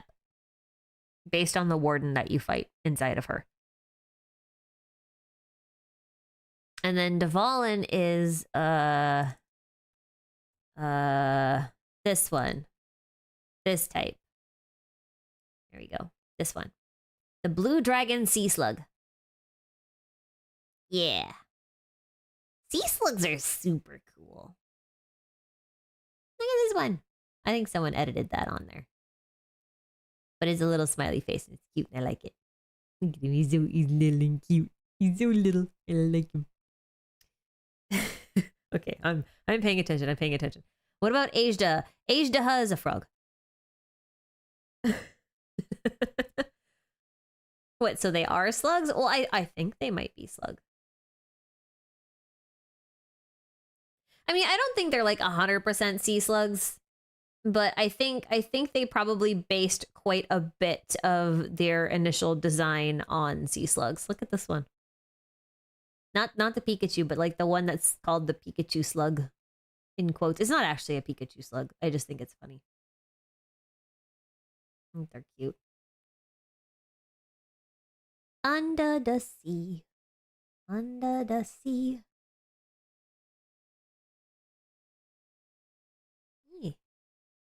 Slugs are very primordial. Yes.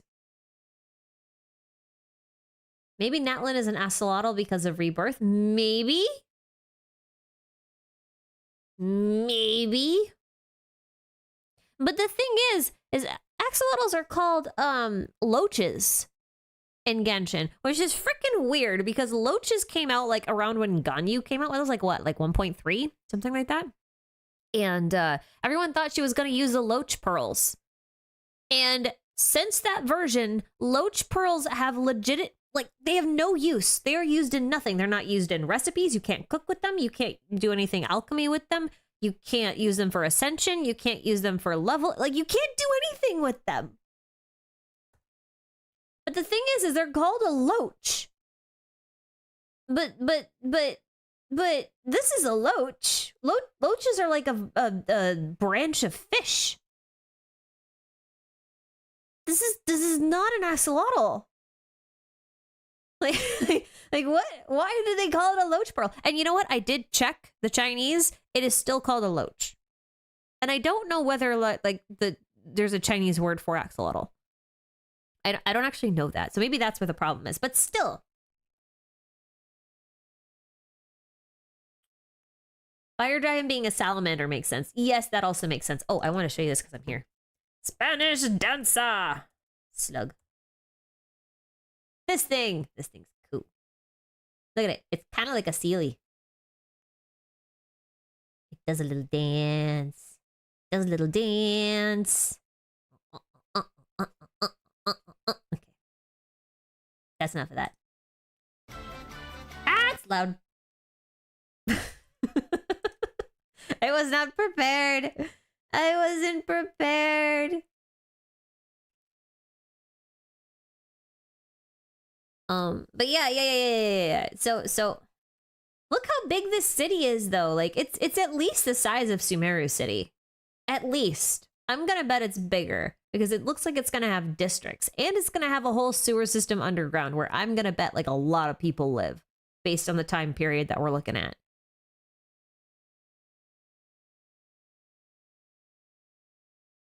I can scroll down when I'm full screen. That's weird. Have I just never tried to do that before? Apparently, I've just never tried to do that before. I'm actually kind of hoping that we eventually get a clothing shop in Fontaine that actually allows us to, like, alter skins of characters a little bit. That'd be really cool. That would be cool. I'm sorry. I'm actually just looking at this screen. That's why it's not playing. I just wanted to like look at it. That's all. I just wanted to see it, all right? I just wanted to look a little closer. Cuz like this is where so she's here, right? This is the little slug, little slug girl over here. And then she's walking and walking, and then she walks all the way over to the alchemy bench. So like this is all the same road that we saw, and then this is it from the other perspective. So in reality, we've only seen one road in Fontaine. And yeah, it does seem circular. So like even if you consider this just to be like a fraction of a circle, like we still have multiple levels of Fontaine to go, and then the rest of the circle. Don't see a vision on the slug girl. I don't know that she's playable, and I'll tell you why. There's a lot of her. If this is industrial France inspired, I bet we'll find a lot of orphans. I think this is post-industrial France. Okay. You see this right here? I don't know if you guys can you guys see my cursor? Oh, you can. You can. No, you can't. Yes, you can. No, you can't. Yes, you can. It's not very well. This is also a slug girl. So I think this girl is just an NPC for a slug. And I think this is another one who's just like her. So yeah. I think a lot of the government officials might just be this race. And they're kind of going to be this nation's Aranara, so to speak. So like Catherine. Yeah, basically like Catherine. Yeah. Can't wait to get arrested by a little sea slug. Hey, you know what? It's fine when they only come at you one at a time. It's when you get like 30 of them rushing at you all at once that you got to start worrying. But like, see, if you imagine the Fontaine City be a circle, then like this must come off at like the uppermost point, right? And take a look at this. Like this is an upside down organ. So that's interesting. I wonder what that means. ATOT style city? ATOT. Okay, you're gonna have to break that acronym down for me. What are we looking at with ATOT? Oh, you mean the Attack on Titan? That can't be right. Oh, yeah, I don't think it's Attack on Titan because I don't think it has walls. I just think it's you know, a round city in the middle of a lake. I have played Ace Attorney. I have. I mean, this could be a judicial hall, but it could also be the Research Institute. I almost wonder if this is the Research Institute. Because those are like the only two big facilities in Fontaine, right? For now. Because this wouldn't be a factory. A factory would be kind of nasty because the people who would work in the factory are the people who are getting taken advantage of, right? The proletariats, like those are the ones who will be in the factory. So those should be in like the nasty districts, like maybe on the lowest level of the city. Arrested by a sea slug, judged by a 6'2" tall man serving eyeliner and thigh-high boots, and punished by a gremlin of an Archon. The only mental image I had was like Frollo, you know, from the Hunchback of Notre Dame. That was the mental image I had when you described that. And now I have to imagine Frollo in thigh highs, and I'm blaming you for this. This is your fault. I can't sleep tonight because I have nightmares. It's your fault. I hope you know that. The way she tells this story, though, kind of reminds me of Madeline. Have you guys read the kids' book Madeline? Like she's there's like a nun, and like there's all these little girls who live in an orphanage that's run by these nuns, and like one of them is this little redhead girl named Madeline. The way this story is told just reminds me about Madeline. I never watched the animated series, but I grew up with the books, so that's why I said that. So this is cool down here, though. You've got an anchor with 2 roses. I wonder what that means. These people down here are not that great off. And this little cop is spying on people. Rude. Incredibly rude. The cat's just sitting there judging. You're like, dude, what are you doing? Now you're spying on the traveler. Why would you do that? That is also rude. Actually, if you look in the distance here, is that the same building? That might be the same building. This might be the research center, actually. I wonder. Doesn't this kind of look like the same building from earlier?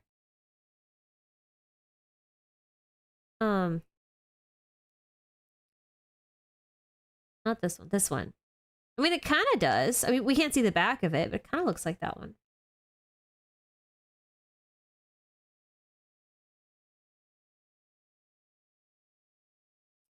Kind of looks like that one. This is a good question. So the thing about Paimon, the demon, is if I remember correctly, like, can't Paimon not swim? So when we go underwater, does Paimon not go with us? The nasty district sounds NSFW. Anyways, are you enjoying being in your mid to late 20s? I turned 24 6 days ago. Well, first off, happy belated birthday. Second off, you're a decade off. But thanks for the vote of confidence there. You're first. I am the same age as The Legend of Zelda, I think. I think within a year or two, I think. Like the Pokemon thing was supposed to be a hint. Yeah. Anyway. I don't know that I have a whole lot else to say. Thank you for the sewer, by the way. I am interested in figuring out what the Hydro Traveler does. The blue does not look good on either. Does not look good on either. It'll probably look pretty good on Lumine. It does not look good on either. Do you guys think Hydro Traveler will be a healer, a shielder, a DPS, or some kind of buffing support? What do you guys think?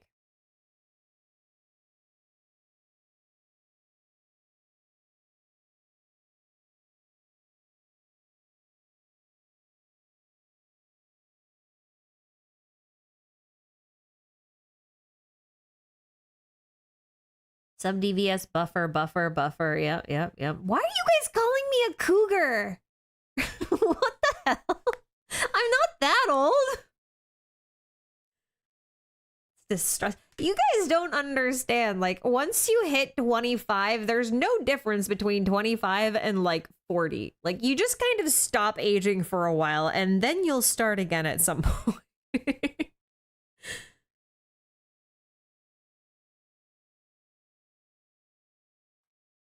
Hi, Lily. Hello, Fluffy Bear. Come say hi. Come say hi. Hello. There's my Fluff Puff. Here's my Fluff Puff. Oh, he's a big fluff. He's a big fluff. He's a big fluffy fluff. Whoa. Oh, I let it go. Now I have ads. No, not the ads. Oh, it's Cat with a blue hat. He's a cool dude. We like him. But this is not the time for him right now. This is not the time for him right now. Healer, shielder like Baiju.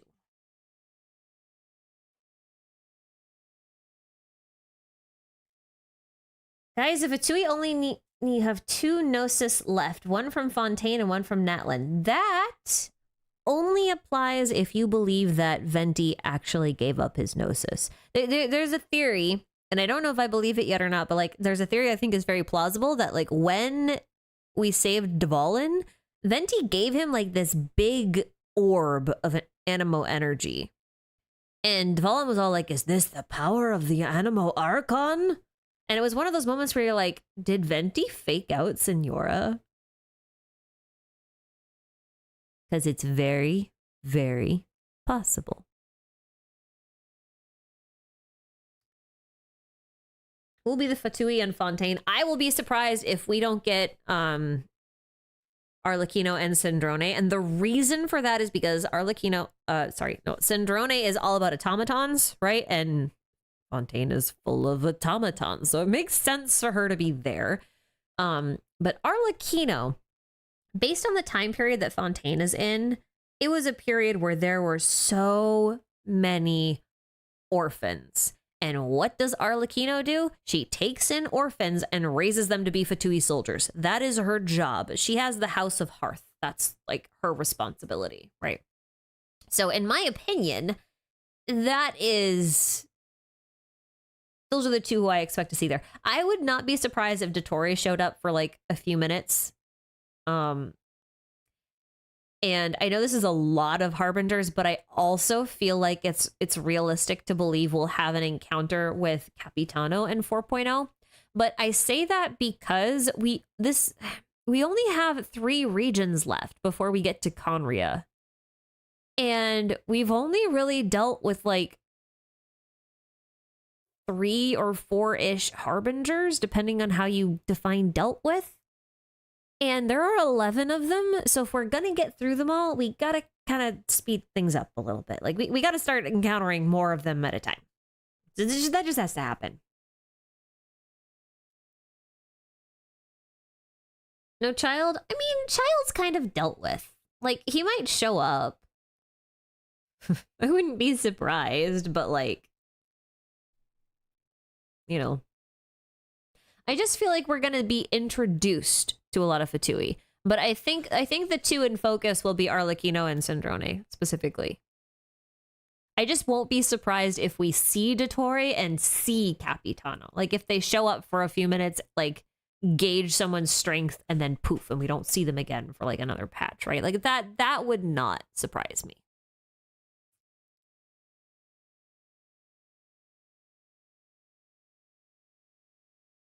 But what I will say is that if we do have a showdown with Dottore, there is no doubt in my mind that Hoyo is going to bring Wanderer back to deal with Dottore, at least on some level, right? And since he's running this patch, I don't think it'll happen for at least through 4.2, at least. Because chances are he'd have a rerun about that time, so.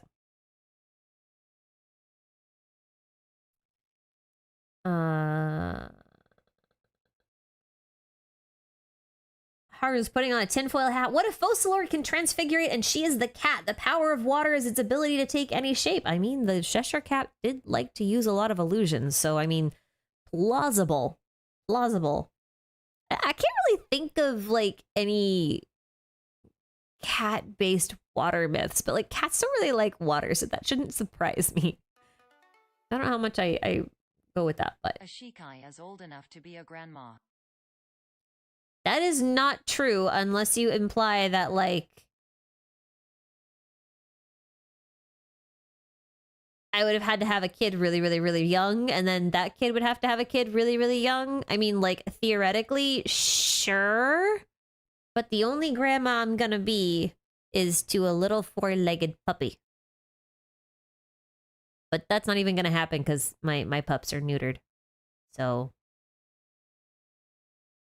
yeah.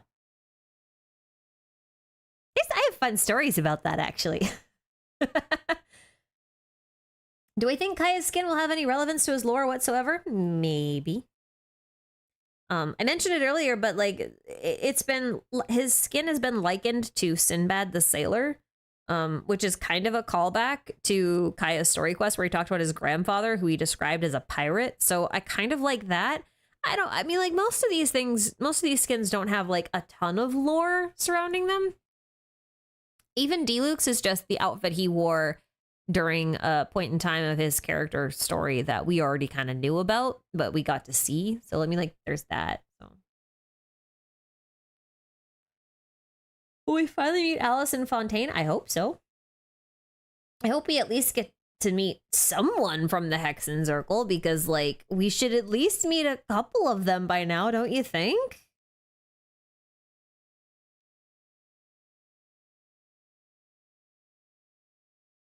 You say Sinbad, but the skin reminds me of Prince of Persia. Yeah, they have a lot in common, but that's probably because they were both kind of like Persian thieves. So that would not, that's not surprising. You could go either way. You can go either way. Oh, a catfish. Oh, a catfish. A Cheshire catfish. That would be hysterical. That would be absolutely hysterical. Oh my God. Did I know that IRL Astaroth is associated with both tea and roses? I don't think I've read that anywhere, but if that's true, then I'm going to put my bets down right now for Alistaroth.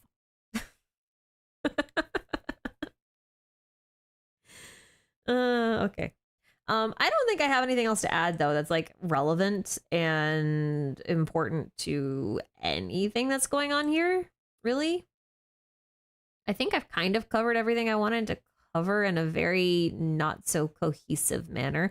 I do think it's really fun how they went and did this though, because Klee is out here and she's on like a bright, sunny, happy stage. And then when they do the transition over to Kaya, see, she's out here in the daytime and the sunshine and everything.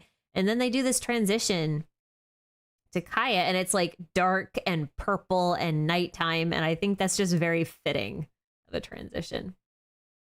I am actually really excited for Klee and Kaya interactions because I like the family energy between them. They're adorable.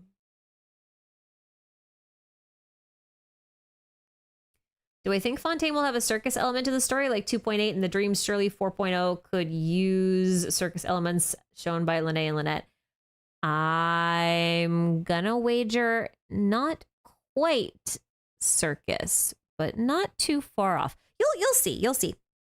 For that, you're gonna have to wait for the video I have to come out. I love her splash art. Look how adorable her splash art is. That is just so cute. That is super cute. That's super cute.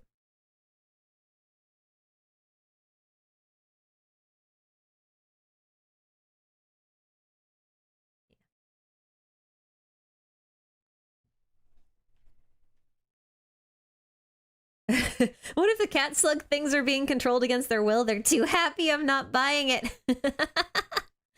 Yeah. Close enough. Am I a 1987 kid? I mean, it's close enough. I am so thrilled. But you know what this means, guys? You know what this means, right? Kaya is one of our last free characters to get a skin. So the last one who needs a skin is Amber. So the next batch of skins that we get should have Amber getting a free skin. And I think that's kind of cool. And here's why. Here, hold me out. Hear me out. Amber is actually based off of the Red Baron. So like fighter pilots. Which is why her whole theme is around like a bomb and flying, and she's got her goggles and the Baron bunny and her red motif and everything. So she's based around that. And I think that's so fitting going into Fontaine because she's probably going to get a steampunk-esque skin. I think that's really cool. I don't really count Shangling and Noelle and Barbara, even though Barbara has one, because you have to meet certain conditions in order to get them, and you don't just get them throughout progressing the story. Like Shangling, you have to clear the Abyss for, or at least a floor of the Abyss for. Kale too. Kale, you have to clear a floor of the Abyss for. And Noelle, you have to summon for. So I don't count them as the free characters. Like, yes, they are free, but I don't count them among like the starter characters. How's that? Like, they're free characters, but they're not the starter characters. Does that make sense? Amber technically has a skin. That one doesn't count. She kind of got like a reskin. Amber bombs the French Tain. Yeah, something like that. She's a bomber. A flying bomb squad. When's my next video coming out? So because I'm behind, I have recruited the help of TXR, who is editing one theory video for me right now that I owe him a couple assets for. And then I'm going to be releasing a video on Fontaine no later than July 5th. I'm hoping to release a video before then. But if I don't, the latest I can release a video is July 5th. So there'll be that. And then after that, we're doing the finale for Colony Tevat, which I finished writing the first draft of today. So there's that. Do you think salt is illegal in Fontaine because there are so many sea slug people? I understand the logic of salt shriveling slugs, but sea slugs by nature live in salt water because the sea is salty. So probably not. They're not freshwater slugs.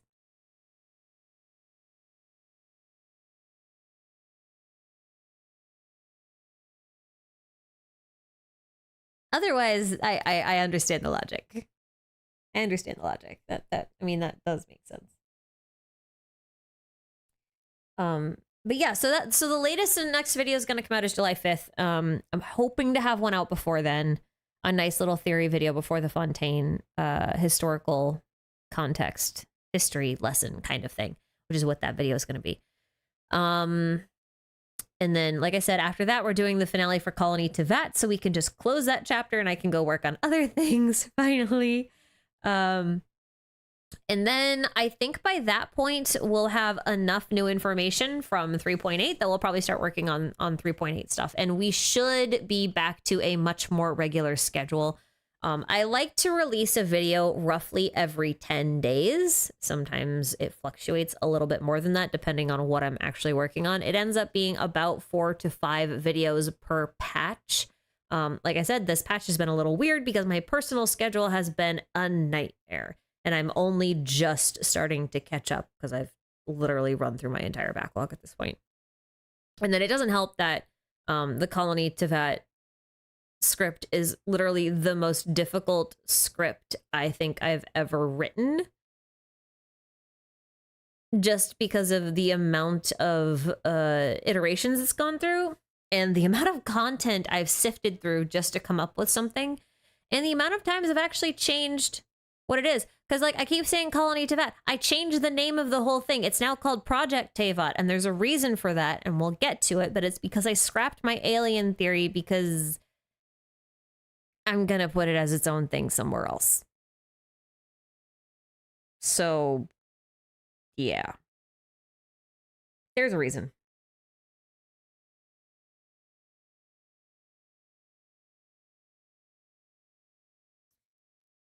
So, yeah. And there will be one Star Rail theory mixed in there at some point.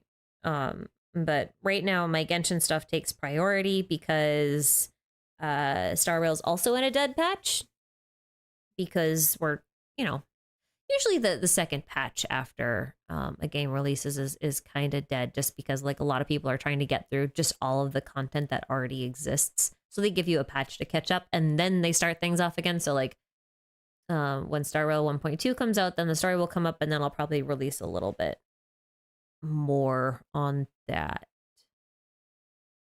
But predominantly, we're looking at like an 80-20 Genshin Star Rail split right now, and that's probably where it'll stay. Hey, have I done a video on the lore of the Eurilo planet from Honkai Star Rail? No, because I felt like most of it was pretty straightforward. So I didn't really want to. And have I reviewed any theories on Reddit? Privately and in Discord, yes. On a video, no. And will I? No.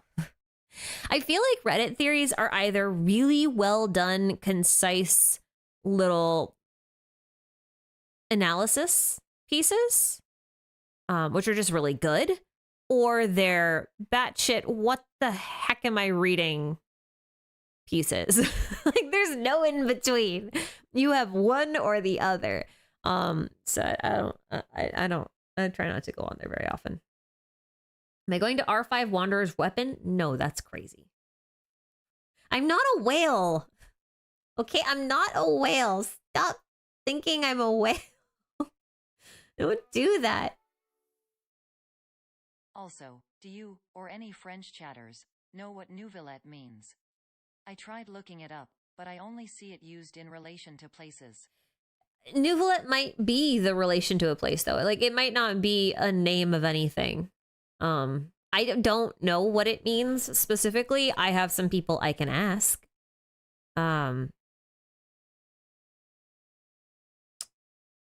But yeah, I don't 100% know. But given that oceanids are like, you know, entities that exist within water, I wouldn't be surprised if it's possible that Nouvelette is an oceanid and then, you know, he's named after a place. That's plausible. Is it what happened? I have no idea. My French is pretty terrible, honestly. I'm not sure. I have this huge theory for a god of Canraya, and I haven't seen anyone cover it. It even ties the Fatui as well as the Gnosis. Do you think you'll ever think of a theory like that too? I've been waiting to see someone cover it. First off, thank you for that incredibly generous super chat. Holy cow. I don't know what your theory is about. If it's relating to some theories that like there's an eighth gnosis or whatnot, and that's kind of what's in Conria, I don't really subscribe to that theory, so I've not paid it much attention. Now, that said, I have proposed the idea multiple times that Deshret is related to the foundation of Conria, and I think my Project Tevat video will explain how that works when he's a god, but then Conria is considered the homeland of humanity and the pride of humanity, and it was a nation built by humans without any gods and lies beyond where the gods' gaze can follow them. So, I mean, there's no evidence as of right yet that Conria has a god. In the proper sense of the word, like an Archon style thing. So I don't know if anyone will cover it just because of that. Just because there's been reiterated so many times that Conria is the pride of humanity and that it was built by humans without any gods, and like that was the point. And the only reason why I look at Deshret and say this is a possible connection as to having a god relation with Conria is because his goal was to make humans become the god of gods. So in other words, humans would govern themselves, right? That was his idea. So I think it would be really difficult for him to like go into a situation and then like pitch himself as a god when he's trying to make humans the god of all gods. Does that make sense? So I'm not sure if anyone will cover it.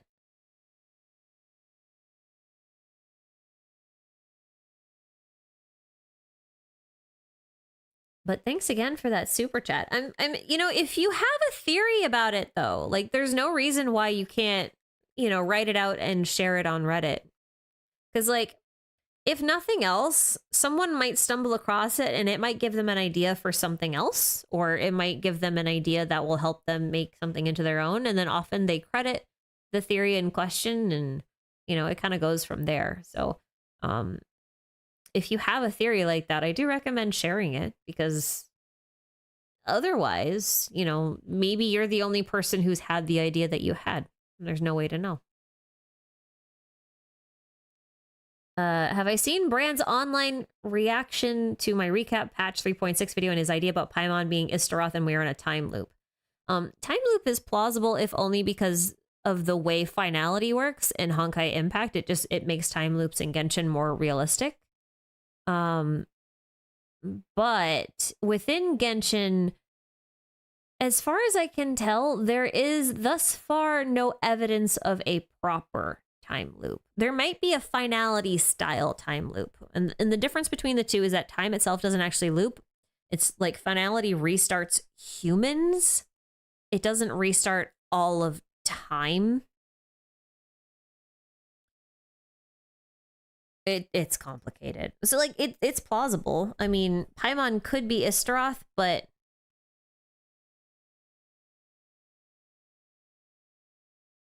that's also harder. That's also harder to prove these days. Because if she's Istaroth, then she can't be the primordial one. And she's more likely, in my opinion, to be the primordial one than Istaroth. Because Istaroth has been explicitly called a shade. We'll see. Is Wanderer's weapon good on him? What's my experience? Yes, it's very good on him. If you can get it, I would.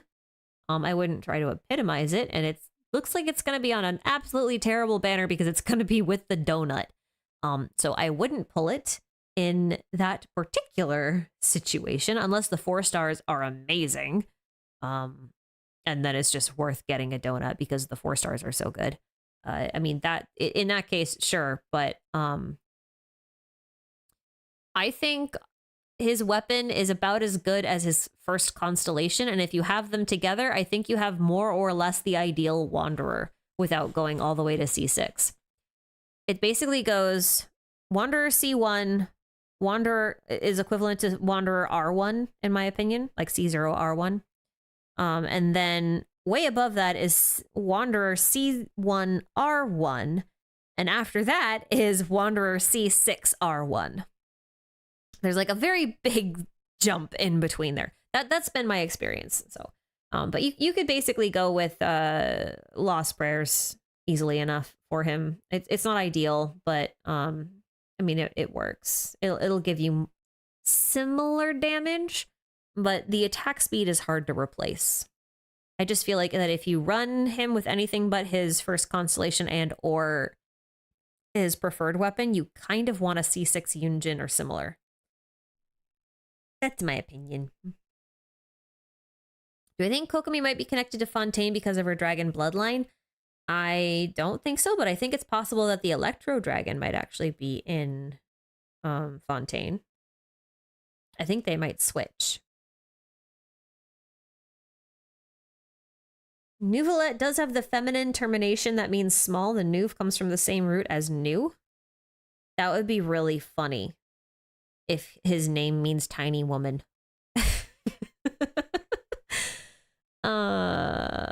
Sorry. I'm basically I don't have anything else really to add to this live stream at this point.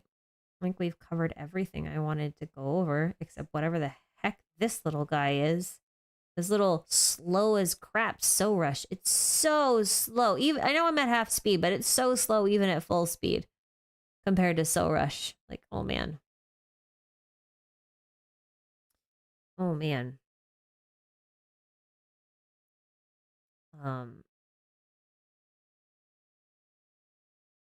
Yeah. Anyway, so I think that's it for me. I don't have anything else I really want to share. I don't have anything that's not going to be in an upcoming video. I'm really excited about Bottleland because like it looks like a combination of like minor Deshret lore, maybe some Kaya and Alice lore, and then also a little bit of Jin lore and Oceanid lore on the same time. So like I'm excited for it for that reason. I know Eula is here, but it feels weird because we just haven't seen her in forever. That like I don't know. Like, are we gonna learn things about Eula if she's part of this event? I'm not sure. I don't know. I don't know. I'm wondering what Eula's gonna do. But